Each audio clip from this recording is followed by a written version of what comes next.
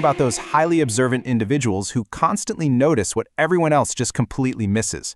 The people who catch the tiniest facial expressions, read hidden emotions in a room, and see straight through social masks in an instant.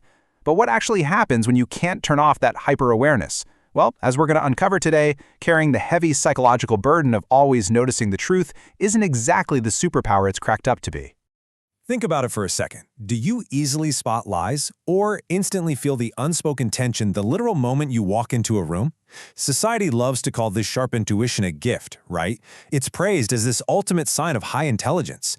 But if you actually live with this kind of brain, you know the reality. It's harsh and it's absolutely exhausting. Constantly noticing fake behavior can push you into isolation, self-doubt, and just total emotional burnout. You end up carrying the weight of truths that nobody else even sees, let alone understands. Okay, let's dive into this. Here is our roadmap for today. First, we'll look at the burden of perception. Then, we're really going to focus in on the core of today's analysis, the 3 exhausting psychological traps this creates. Trap 1, the accidental villain. Trap 2, the detective trap. And Trap 3, the emotional dumping ground. And finally, we'll talk about how to actually escape those mind traps and protect your peace. All right, kicking things off with Section 1, the burden of perception, and the science of sharp intuition.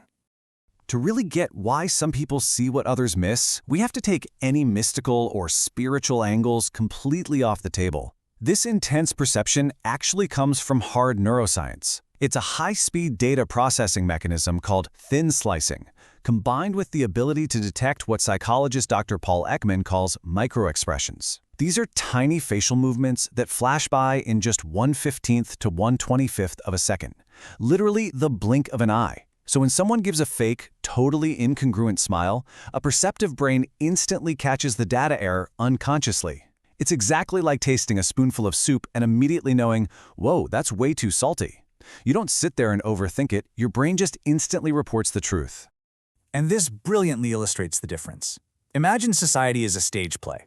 A normal brain is just the audience, right? They watch the play, they enjoy the show, and they totally believe everything the actors say. But the perceptive brain? Oh man, it is a 24/7 data collection machine. It automatically watches the velvet curtain behind the stage, it's constantly scanning for nonverbal errors, it notices the broken props, the prompter's hand, and the actor's nervous sweat. You aren't just seeing the social performance, you're seeing the hidden insecurities driving the whole thing. Which brings us to trap number 1, the accidental villain, or, as it's sometimes called, the Cassandra curse. You might remember Cassandra from Greek mythology. She was given the gift of prophecy to see the truth, but cursed so that literally no one would ever believe her. And wow, does that perfectly mirror the perceptive person's role today? Let's look at a super relatable example, a dating app scenario. From the very first coffee date, what everyone else sees is this perfect gentleman, polished, charming, bragging about luxury trips. But you, within 15 minutes, your radar is scanning their entire psychological structure. You see the rushing as a manipulation script, the big talk is obvious overcompensation, and those rapid eye movements as a total performance. But when you try to warn your friends, you have zero proof other than your intuition. They only see the tip of the iceberg, so they just label you as paranoid. You basically become the bad guy in your own story. And it gets even messier at work. Say you expose the truth, like calling out a coworker who uses fake crying to cover up missed deadlines and manipulate the boss. You'd think you'd earn respect for that, right? No way. Instead, you trigger what psychoanalysis calls ego defense and projection. By exposing the mask they're desperately trying to hold up, you trigger intense shame. And to protect their collapsing ego, they project all that anger right onto you, suddenly painting you as this cold, judgmental person who completely lacks empathy. Truth is incredibly expensive. When you expose secrets, people's literal survival instinct is to destroy the messenger. Moving on to trap number 2, the detective trap, the obsession with overthinking. So after being burned and treated like the villain enough times, highly perceptive people usually just retreat into silence. They figure out that their clarity makes everyone else wildly uncomfortable. But that silence, it pushes them straight into an obsession with overthinking. Observation stops being a helpful tool and mutates into this toxic risk control mechanism. It goes like this. First, you spot a tiny inconsistency. Say a text reply is 30 minutes late. Second, you immediately assume hidden meaning. It's not because they're busy, it's totally a sign of distance. Third, you filter everything through confirmation bias to prove your own worst-case scenario. When your partner walks in with tired eyes, you instantly interpret it as, yep, they're bored of me. And finally, You completely lose the present moment, trapping yourself in this exhausted state of high alert just so you never get caught off guard. This quote right here captures the tragic cost of all that vigilance perfectly. You become so busy living inside 10 worst-case scenarios of the future that you lose absolutely all trust in the present moment. Yes, you win every mental game. Yes, you expose every mask, and you never get fooled.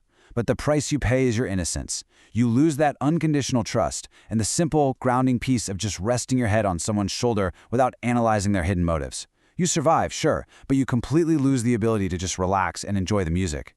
And that leads us right into trap number 3, the emotional dumping ground and the massive weight of unspoken truths. The exhaustion doesn't just come from overthinking.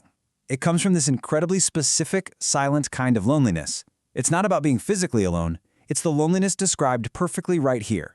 Standing in a crowded room, watching a total disaster unfold and being entirely unable to intervene.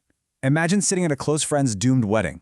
You see the forced smiles hiding deep anxiety, you catch all the subtle, nervous glances, and you just know the marriage is built on sand. You're watching the collapse at the exact moment of celebration, yet you still have to raise your glass and wish them a lifetime of happiness.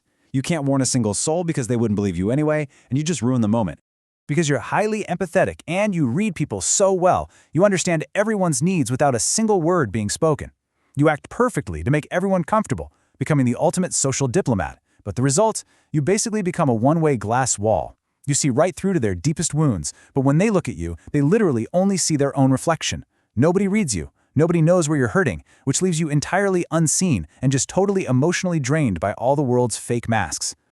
Okay, so how do we fix this? Section 5. Escaping the mind's traps. Going from an X-ray machine to a lighthouse. You can't just flip a switch and turn off your sensitivity. I mean, asking a perceptive person to stop noticing is like asking someone with 20/20 vision to pretend everything is super blurry. Instead, therapeutic psychology tells us we need to build cognitive boundaries. So the crucial point is implementing these 3 survival principles. First up, practice strategic ignorance. You have to separate truth from responsibility. You see a coworker sucking up to the boss. Okay, that's true. But is it your job to expose it? Nope. Just treat it like a passing cloud. Second, accept social masks. Realize that people usually wear masks not to hurt you but to hide their own fear of not being loved. Seeing their weakness and still treating them with kindness, that's true empathy. And third, forgive present blind spots. To escape that detective trap we talked about, you have to accept the risk. If there's a 20% chance a relationship might fail, accept that 20% risk so you can actually experience the 80% joy right now, in the present. When you actually master these cognitive boundaries, this brutal neurological burden transforms into a really beautiful wisdom. You stop being the cold X-ray machine, compulsively exposing every tiny flaw, ripping off everyone's masks, and panicking over future threats. Instead, you evolve into the quiet lighthouse. You still see all the hidden rocks and dangerous currents under the surface. You don't lose your vision. But instead of panicking or judging everyone, you just calmly guide your ship right through it. Being highly perceptive is an incredibly intense way to live, but mastering it really does change everything. So I have to ask, which of those 3 traps, the accidental villain, the detective trap, or the emotional dumping ground, do you find yourself falling into the most? Recognizing your trap is the absolute first step to protecting your mind and finding your peace. Start practicing those 3 principles today to turn your burden into your greatest guiding light. Thanks so much for joining me on this explainer. Keep observing, but remember, you have got to protect your peace.